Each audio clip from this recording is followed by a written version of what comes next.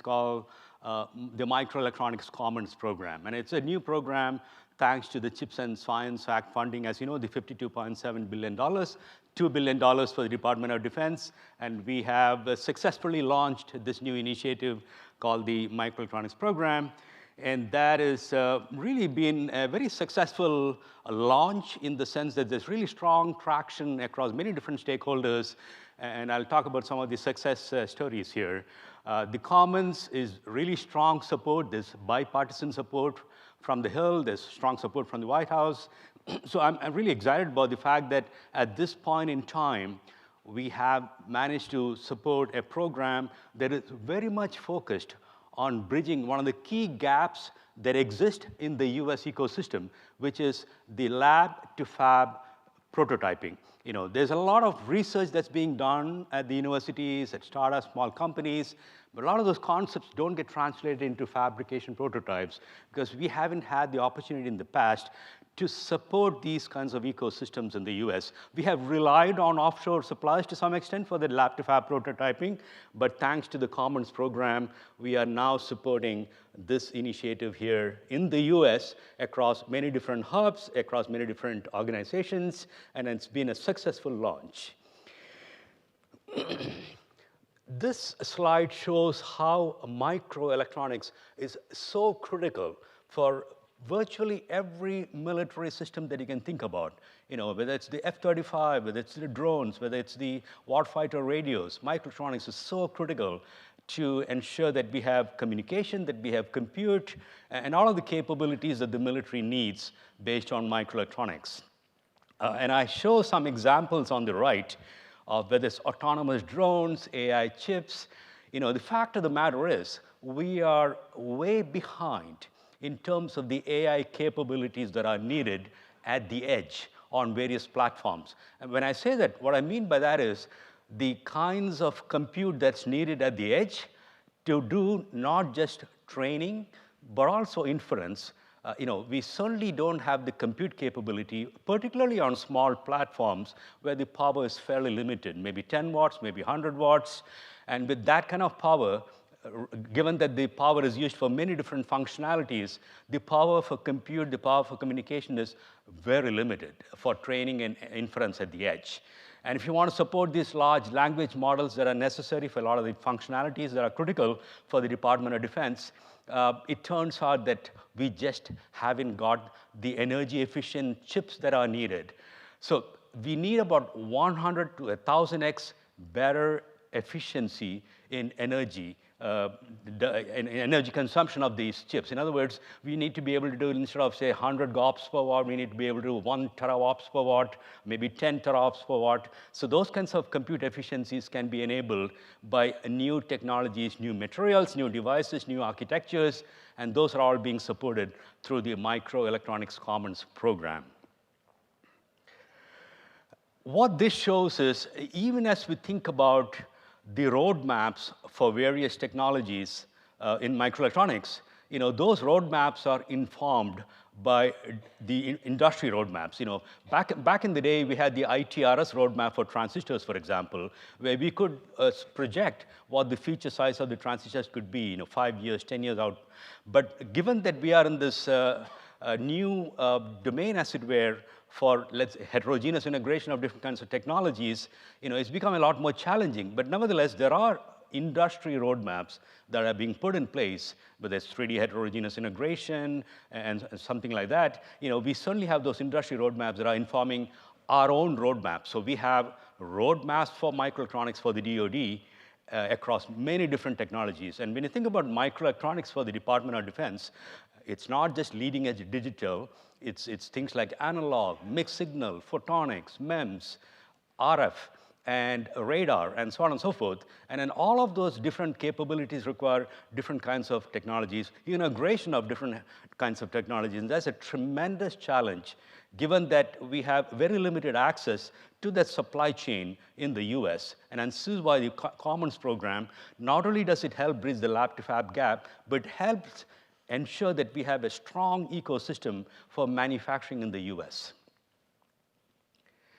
So this shows what that Commons program structure is like, in the sense that there's a lot of research being supported, whether it's the National Science Foundation, whether it's Department of Energy's Office of Science, whether it's DARPA and other places, a tremendous amount of research that's being supported in the US, but translating those concepts that have been demonstrated in laboratories into prototyping in a foundry or a fab, that's been a huge challenge because the kind of investment that's needed to demonstrate those prototypes is much larger than the research programs that are being supported.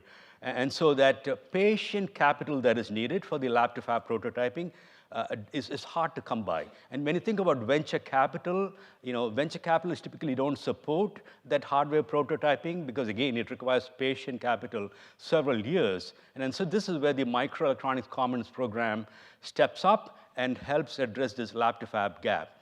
Now, it's very important, as was stated this morning, to be able to closely couple innovation with manufacturing. The closer that coupling between innovation and manufacturing, the better it is for both innovation as well as manufacturing. And it's important, in fact, it's critical to have that coupling onshore, geographically dispersed across many different states and so on and so forth, because there's several iterations of innovation that need to occur for that manufacturing to be successful. So this is where the Microelectronics Commons program, through the hubs and the cores that we have supported, are ensuring that we are accelerating the timeline for lab-to-fab prototyping. We are protecting the IP in the US, and we are also helping bolster the workforce for semiconductors in the US. So with partnership with commercial industry, partnership with defense companies, as well as defense programs, we are ensuring that we are informed of what are those capabilities that we need to enable for the military, what are the operational gaps that exist in the battlefield today, how can these technologies that are being developed through the Microelectronics Commons help address those operational gaps that exist, whether it's RF jamming, whether it's congested, contested environments where you need to communicate fast enough. All of those scenarios can be enabled with the Commons technologies that we are supporting. And I'll give you a couple of examples of that. So the AI area, so there's actually 6 areas within Microelectronics Commons. There's AI, there's 5G, 6G technologies, there's electronic warfare, there is commercial leap-ahead technologies, quantum, secure edge computing. So all of those technologies are critical for the Department of Defense, as you can imagine, particularly on a lot of the platforms that are required in the future. AI hardware is something they're very supporting because when it comes to AI, very important that we are enabling chips that can compute with far less power. And to be able to compute with far less power, it's 100x lower power, 1000x lower power, we need to have new architectures, new materials, new devices. And that's what this area is supporting. The Commons technologies are going to be transformative in that they're going to enable that 100x to 1000x improvement in energy efficiency. I've shown a couple of examples of AI projects we're supporting, CMOS plus MRAM. We've heard about the CMOS plus X opportunities. Another one is CMOS plus memristors. These are all new materials, devices beyond just silicon materials. And these materials and devices are critical. A lot of them have been proven out in the laboratories. So really the next step on this process is to prove them out in the foundry or the fab. Because when it comes to actually manufacturing in a foundry, some of these materials may be hard to insert in a foundry. And so we got to figure out what's that process to take what's proven out in the laboratory into the fabrication foundry. And then that last one there, on hyperdimensional computing, it's really to ensure that we can do things like one-shot learning or maybe a multi-shot learning, because the learning process obviously is compute intensive. And then we know that intelligence scales with compute. And so we absolutely have to ensure that we are able to do better compute, better architectures. You've heard some examples of whether it's neuromorphic computing, probabilistic computing, stochastic computing. There's so many different opportunities that are out there that we need to capture and ensure that there's actually products being developed in the US based on the Commons program. And so the Commons is really to ensure, like I said, this transition of technologies that have been proven in the lab. And there's obviously a commercial dual-use opportunity, but a lot of the technologies that I talked about, other than electronic warfare, are of interest to the commercial industry as well.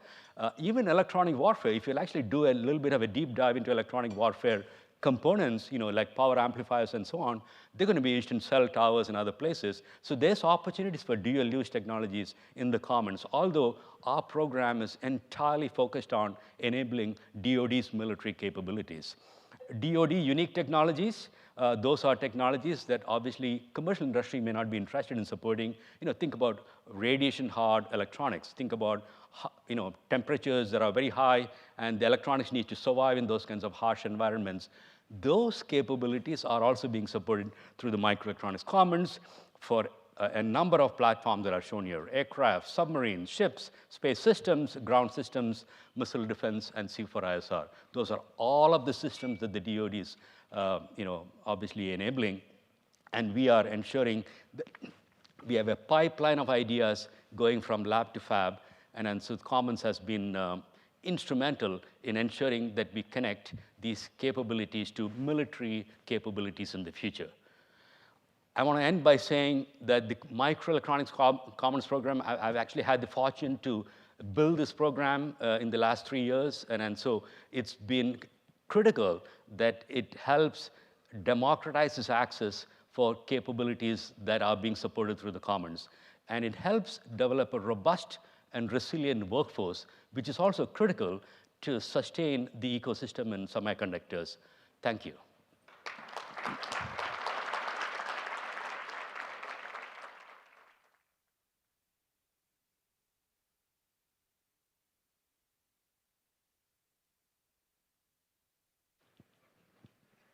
For our next Tech Talk, please welcome Dr. Brian Spears, physicist and director of the AI Innovation Incubator at Lawrence Livermore National Laboratory.